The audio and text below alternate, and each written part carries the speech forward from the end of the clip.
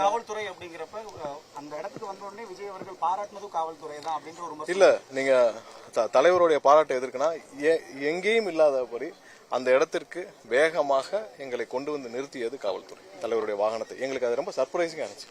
இது எல்லாத்திற்கும் தானே.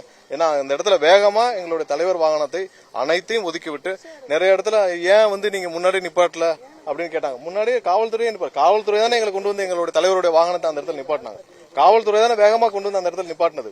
சோ அந்த இடத்துல ஏன் நிப்பாட்டினாங்கன்னு அவங்க தான் விடை சொல்லணும். சோ அந்த நிப்பாட்டினதுக்காக எங்களுடைய தலைவர் ஏன்னா இவ்வளவு வேகமா எந்த மாவட்டத்தில் இல்லாத அளவுக்கு இந்த மாவட்டத்தில் இவ்வளவு வேகமாக காவல்துறை அனைவரும் சேர்ந்து நம்ம வாகனத்தை இங்க வந்து நிறுத்தி இருக்கிறார்களே அப்படின்னு சொல்லி தான் மேலே ஏறியவுடன் நன்றி சொன்னால். அதற்கு பின்னால் என்ன நடந்துச்சுன்னு நீங்க எல்லாம் பாத்தீங்க.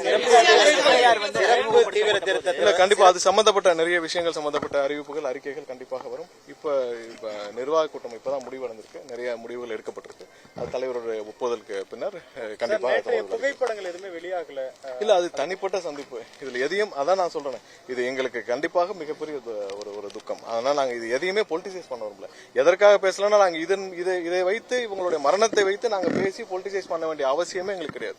ஏன்னா மக்கள் வந்து இப்ப வரைக்கும் 41 பேரும் வந்து எங்களோட இருக்கிறாங்க. அதனால நாங்க அனைத்து மக்களும் இருக்காங்க. அவங்களுடைய மரணங்களை வைத்து நாங்க பேசியோ பொலிட்டிசைஸ் பண்ணியோ பண்ண வேண்டிய அவசியமே கிடையாது. மக்கள் எங்களோட இருக்காங்க. அதனால 100% இதை சம்பந்தப்பட்ட இல்ல அது நாங்க அதுல உள்ள அவங்களுடைய குடும்பத்துக்குள்ள ஒரு சில பிரச்சனைகள் இருக்குது. அதனால வந்து கவர்மெண்டே அவங்களுடைய குடும்பத்துல வேற ஒருத்தருக்கு தான் பணம் அமைச்சிருக்காங்க. அது சம்பந்தப்பட்டதை நீங்களே போய் கேட்டுக்கலாம்.